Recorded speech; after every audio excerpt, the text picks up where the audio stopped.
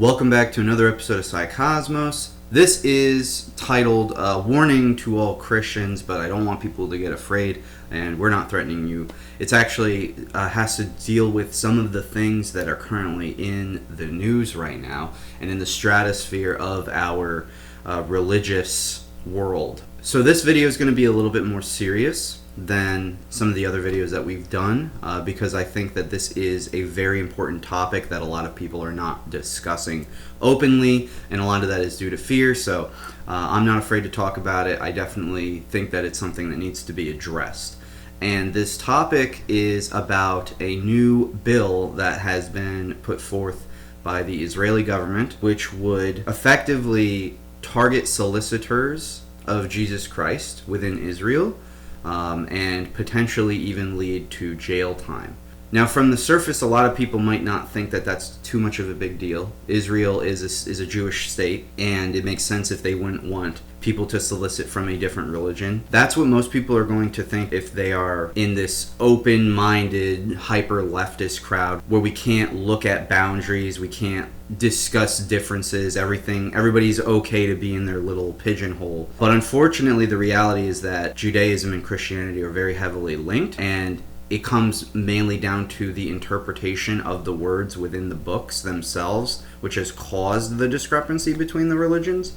This is something that I kind of want to address. But this Israeli bill would essentially make it so that if you were to be in Israel and try to discuss or solicit, again, somebody converting to Christianity on behalf of the Christian world, it could potentially lead to jail time.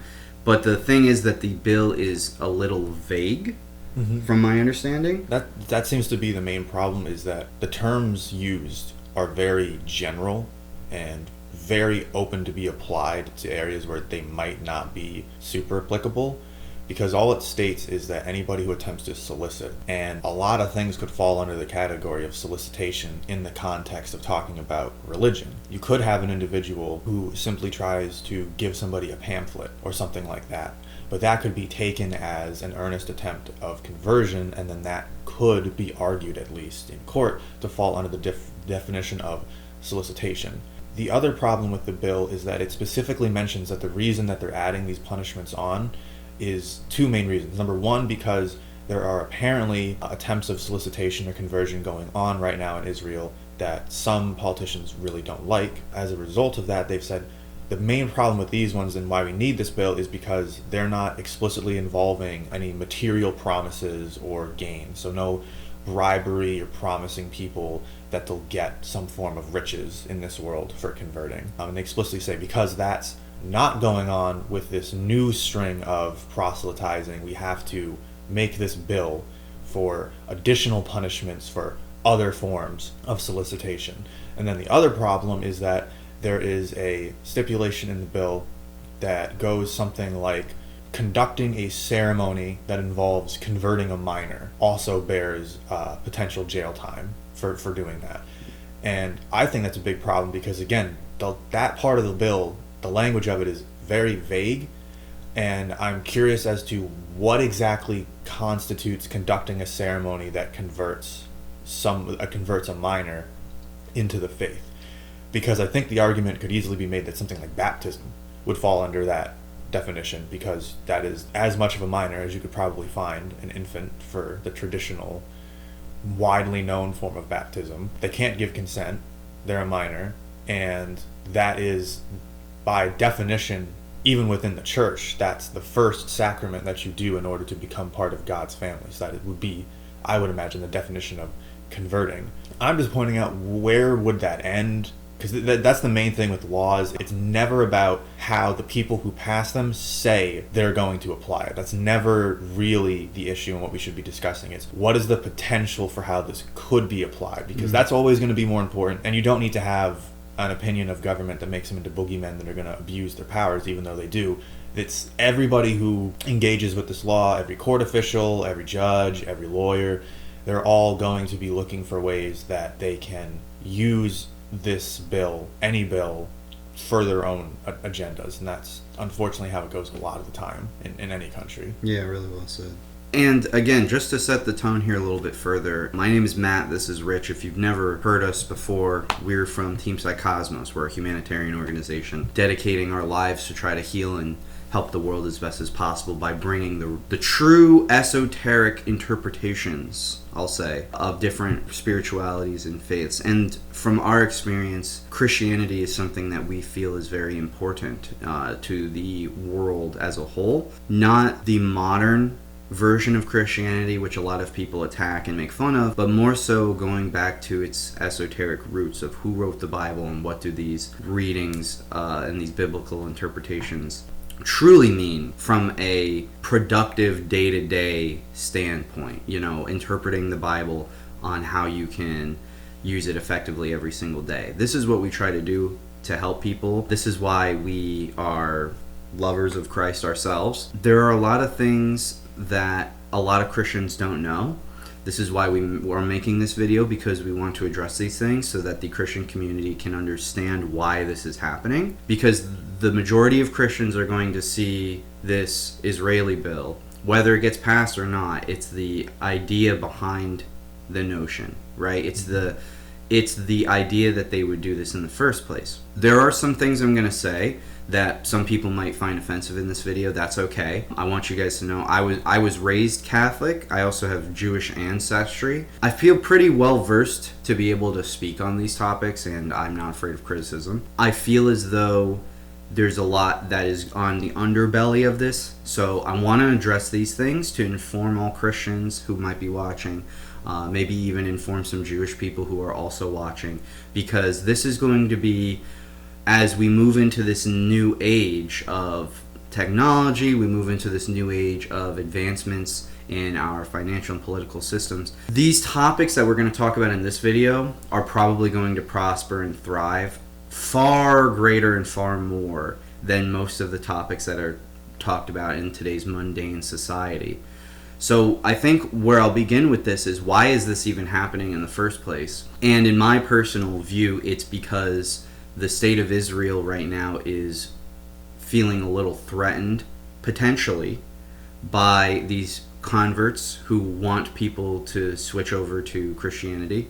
They're really sick and tired of it. I would say rightfully so. However, there is a contention point between the Israeli-Palestinian situation. I'm not going to comment on that because I don't really care about that specifically.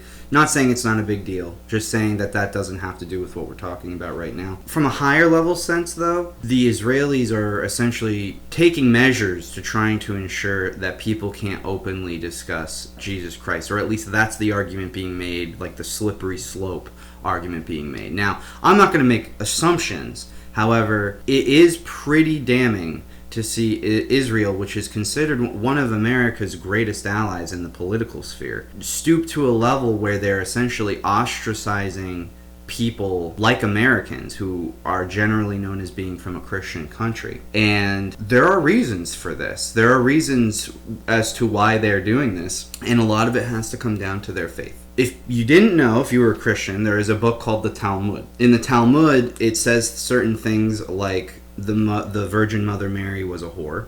And it also says things like Jesus is boiling in a pot of excrement in hell.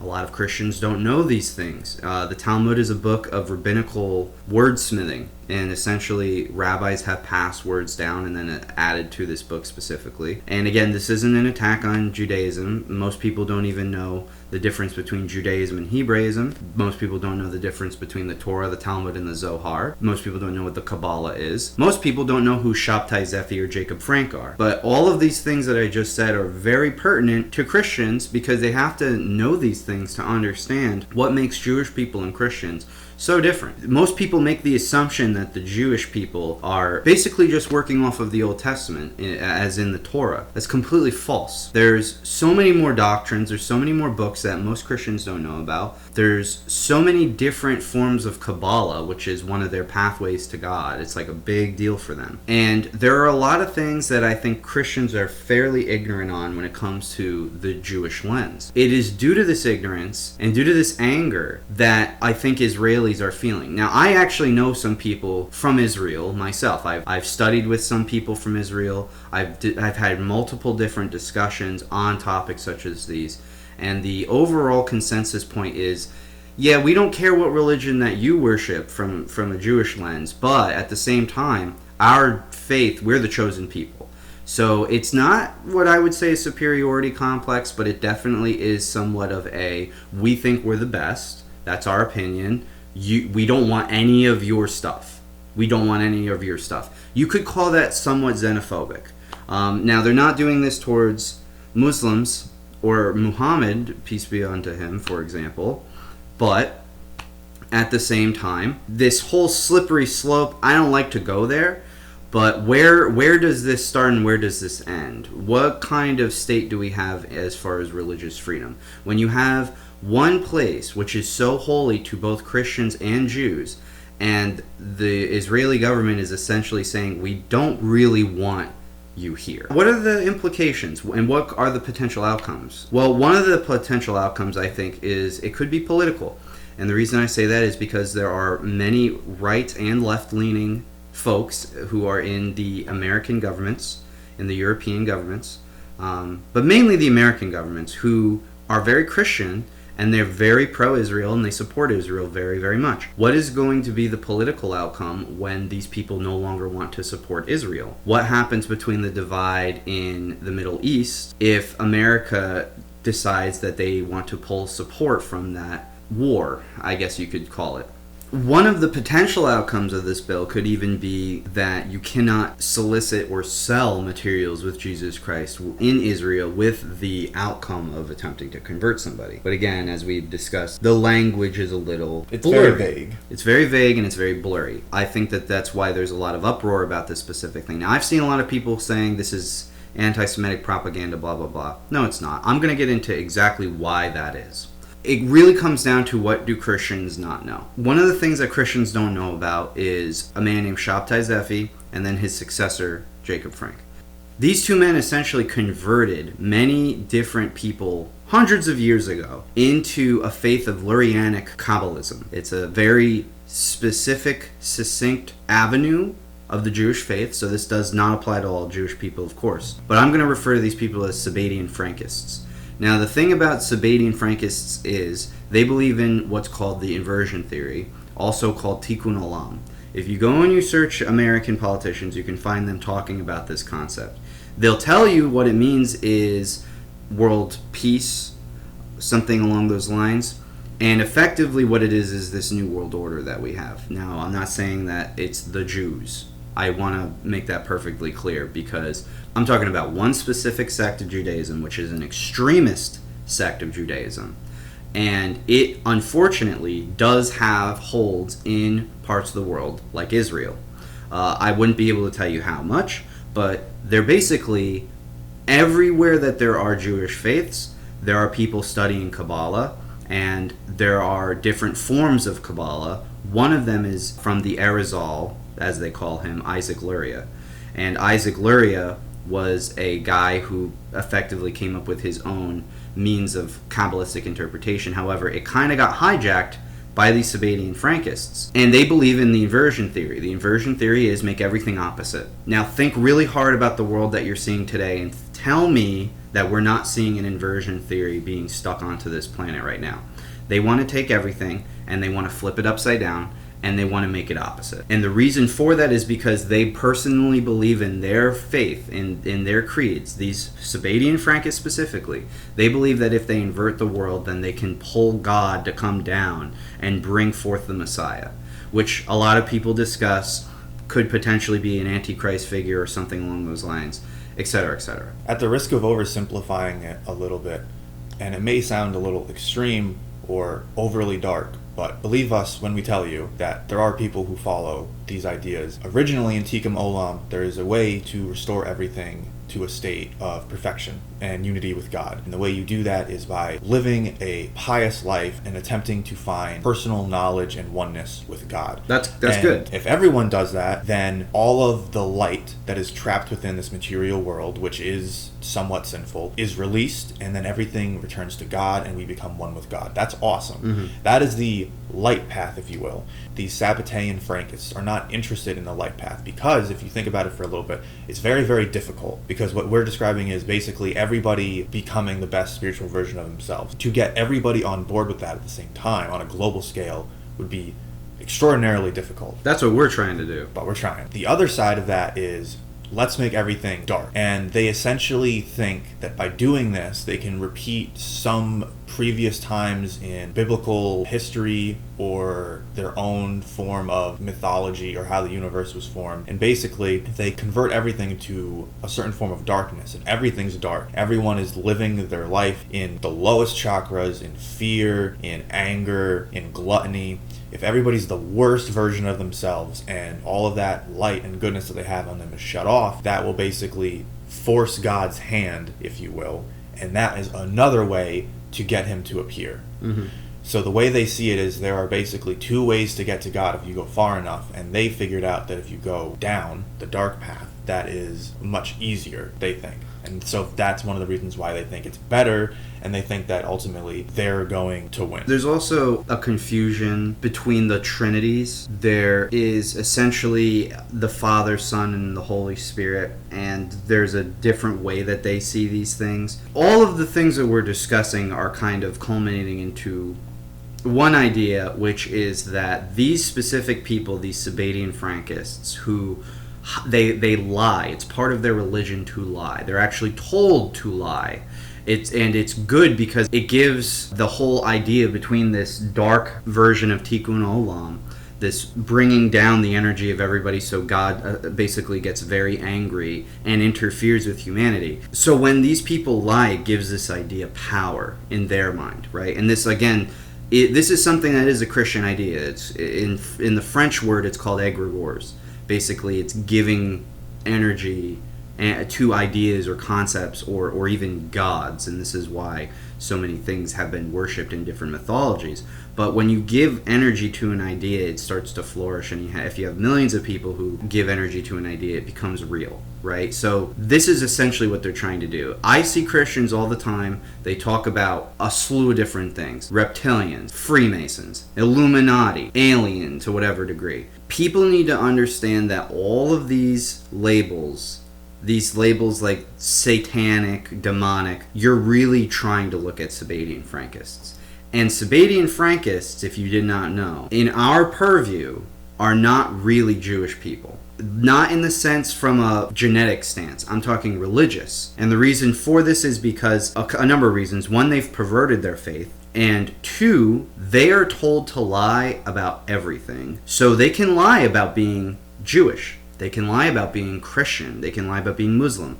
You might have these people already littered in your communities. They could be going to the same church that you go to, the same temple, the same mosque. You wouldn't know because their ideology is built on essentially world destruction. These people are at the root of where we are seeing the world unfold today. And the unfortunate truth is that most Christians don't even know about this, so they're getting sidetracked. They're getting propagandized. They're getting brainwashed, and they're being told, it's this group, it's this group, it's this group. You've probably never heard of Sabbatean Frankists before watching this video. If you've never heard of that before watching this video, I guarantee you probably fall into that category of thinking it was the Freemasons, thinking it was the Satanists. I'm sorry, but these groups just don't have anywhere near as much power as the ones that are behind the scenes pulling the puppet strings. I've actually met with Sabbatean Frankists, almost as an undercover agent, to learn what they know. And I've figured out what they know now, and I can use their system against them to expose them for who they are. That's my goal here, because I know all about the different ways in which you guys have interpreted the Kabbalah and the Zohar and what you perceive to be the truth. You're waiting on your Mashiach, who is going to give the offering to the third temple. This is the big thing. If you didn't know, the reason that some Jewish people don't see Jesus as their Messiah, which ironically a lot of Jewish people actually do. I actually know a lot of Jewish people who do. And there are even Israelis who believe that Jesus was their Messiah. The reason that I would say a good bit of Jewish people, even people who are not Sabbatean Frankists, but they're just Jewish, but they don't really look into their faith. They're Christians and Muslims who are the same like that. They're pretty much every religious category. They claim it's because Jesus never made an offering to the third temple. And this is where we have to get into the esoterics that a lot of people in our Christian brotherhood and our Jewish brotherhoods just don't understand about the ways that this Bible was written. We have to go back 2,000 years ago. We have to see who wrote the Bible, because it was not Christians, and you could argue that the Jews wrote the Old Testament. There's much more to the story than that. And basically the answer is that it was a combination of the Greeks, the Hebraic peoples, and the early Christians, which were Gnostics and Hermetists. Gnosticism and Hermeticism is essentially Christianity at its root core. It's where a lot of the writings in the New Testament came from. It's also why the early Catholic Church spent so much time and money, centuries, destroying, killing, stealing, polluting, corrupting, misrepresenting all of these different groups. Like the Cathars, they went after the Essenes to a certain degree, other groups in southern France that had similar things going on. So the point is that when an organization comes along and goes after something that hard, especially when they have a common history, it kind of implies, or even proves in the case of the Catholic Church, that they're not motivated by anything good, and that they are heavily borrowing from the same source but want to make themselves the one arbiter of truth on that subject, to say whatever we say about Christianity and Jesus and his life and whatever goes. Yeah. And anybody who says anything otherwise is a heretic and should be killed, and we'll take all their knowledge but we'll never admit it, and we'll use it very, very quietly. Mm-hmm. A lot of Christians today, I know personally, don't even support the Catholic Church because of a lot of the controversies that they've been caught in, a lot of the things that the Pope has said in recent years or has condoned. And there are reasons for this. 200 years ago, the Rothschild Bank gave a loan out to the Holy Vatican, and you can actually look it up. It's called the Rothschild Loan to the Vatican See. And this is something you can find on Wikipedia. Well, the Rothschilds and the Rockefellers and those families that everybody always dogs on, and they think that they're satanic Freemasons or something along those lines, they're Sabbatean Frankists. These families who you're claiming are ruling the world, these are the Sabbatean Frankists. These are the people that you don't know. And these people claim that they have a genetic lineage that goes back to the Tower of Babel. This is just something that they personally believe. So a lot of Christians today don't even support the Catholic Church because of the ways in which the Catholic Church has promulgated itself, especially over the last couple hundred years. But the Catholic Church, with Constantine, Council of Nicaea, all that, we discussed this in our book at length. This was essentially a means in which to control more things, because when Jesus Christ came, historically, there were things that he was teaching that essentially have been covered up over the last few thousand years, and this is actually where we're going to get into. The people who wrote the Bible, as we said, the Gnostic, Hermetic peoples, they knew that Jesus' life paralleled an internal alchemy within the human body. What we've decided to call it, because of our own research, is called the sacred secretion. Researching this topic for over 10 years, and we've been healing and helping people through the power of Christ consciousness for a while now. This is something that Christians really need to wake up to. This is something that a lot of Christians need to understand. You don't have to believe in it, but you have to know what it is so that you can understand, why would these Israeli bills pop up? Why is there such an attack on Christianity? Ask yourself the same question. Has there been an attack on the human body over the last few years? Or even the last few decades? If the answer to that question is yes, then guess what? It kind of further proves our point. What we're seeing with the inversion of the human body, in many different ways, health-wise or mentally or physically or what have you, the whole goal is to invert everything. We as human beings have energy within us. Everything that has DNA has energy. This has already been proven by the scientific community. Essentially, it's a toroidal field of energy. What they want to do is flip the poles. What happens if you take the Earth and it has a magnetic pole shift? It's basically Armageddon. So what they want to do is they want to flip your poles. So really, you're supposed to be living in your heart and your mind from like a metaphysical standpoint, from a attribute of life standpoint. Live from the heart, live from the mind. But the Greeks believed you had 3 brains, and the last brain would be the one down here, the genital brain. They unfortunately want everybody to live in the genital brain. That's why they've poisoned the food. That's why they've poisoned the education system. That's why they've poisoned the churches. That's why they've essentially poisoned everything. Now what they want to do is they want to remove Christ. Is this really about the fact that they just want religious freedom? The answer is no. The truth is that the sacred secretion and the esoteric wisdoms behind what Jesus Christ actually embodies are coming to full light. And I think that the people who are against these ideas are going to be playing their cards in a way in which they can reject these truths at their core. And that means attacking Christ. This is why we've seen an attack on Christ for a while. You must understand that Jesus Christ did make his offering to the third temple. It is within your body. There is a biological process that happens in the human body which is perfectly in line with the life of Christ, the story of Christ, the truth of Christ. These truths within the human body are found in not just Christianity, but in all religions. This includes Judaism, and I'm going to prove it right now. According to the Zohar, the purpose of the Kabbalah, which is the pathway to God, is to fulfill what's known as the Mashach. Mashach means anointing, or to smear oil, and it is the root word of where we get the term Meshiach, because Meshiach, Messiah, actually comes from the Hebraic term for the anointed one.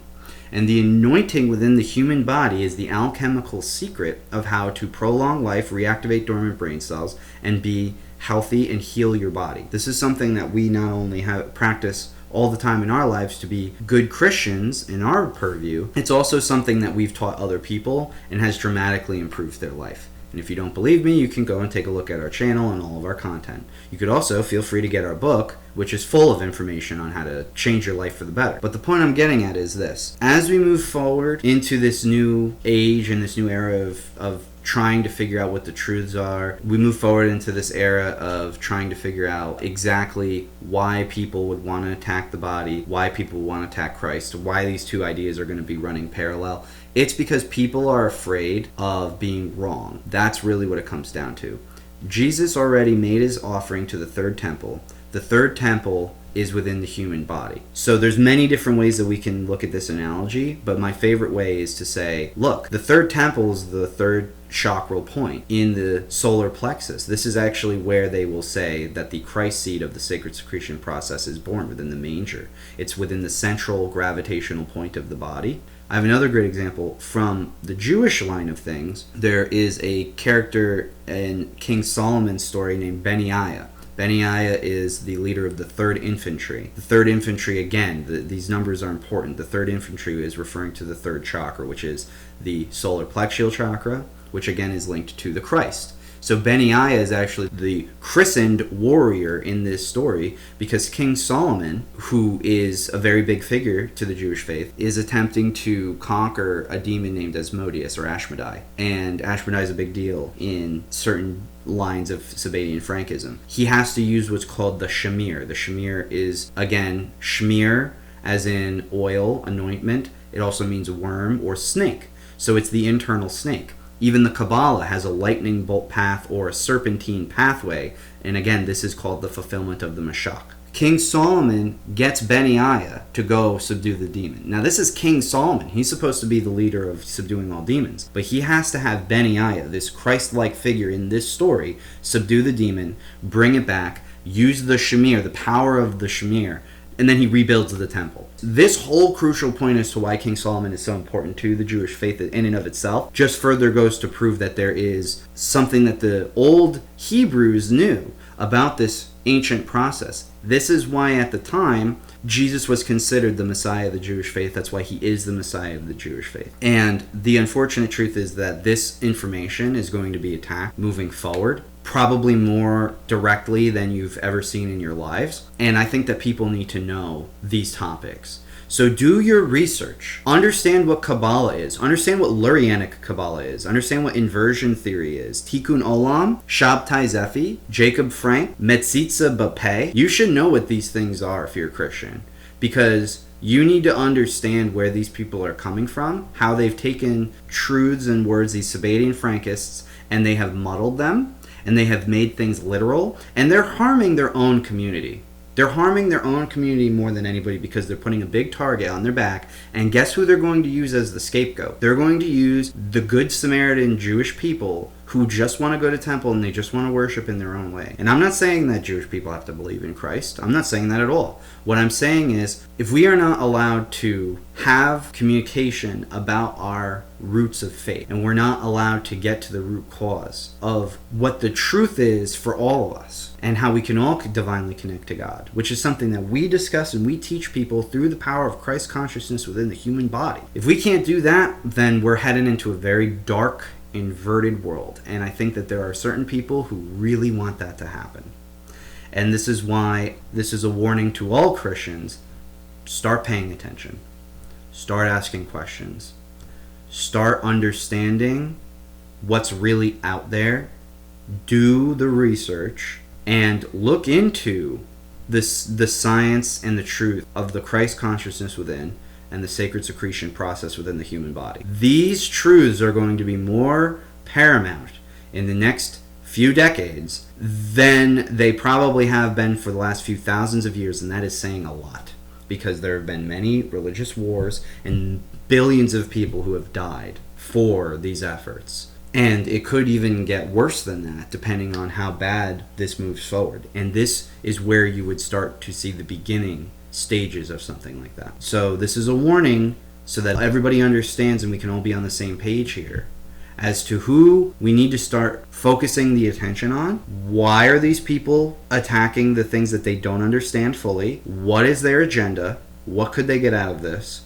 How do we better our communities? How do we protect our communities? How do we protect ourselves? You can worship however you want. I don't care. But I will tell you, from my experience of having met with people in the Jewish faiths, the Christian faiths, and even the Sabbatean Frankists, there are some things that just work better than others. That is a concept in philosophy which reigns true. I believe it's called verisimilitude. There are some really great things that you can take from all creeds of faith, but if you can't utilize the wisdoms practically in your everyday lives, like use them, not just think about them and recognize them. Action. Put action forth towards it. If you can't do that, which I find that a lot of faiths can't, then it's eventually going to be exposed for what it is, which is just words on paper. And patterns. Dark magical patterns of understanding reality. And not using them from a mathematical scientific perspective, but using them from a manipulative perspective. That is where we're going to head. With that, we can end the video here. We really appreciate you guys watching. Thank you guys so much. We love all of you guys very much. Please just keep your eyes open. Keep watching. If you like this video, comment, like, subscribe, do the whole shebang. We really love you guys so very much. Lots of love to everybody out there. Take care. Please be safe. And this is not, call to action or violence or anything. We love every single person in the world. Just please, for the love of God, for the love of Christ, look into the things that we said today. Do your own due diligence. Make your own informed decisions based on the due diligence and the research that you put forward. And thank you for watching. We love you guys.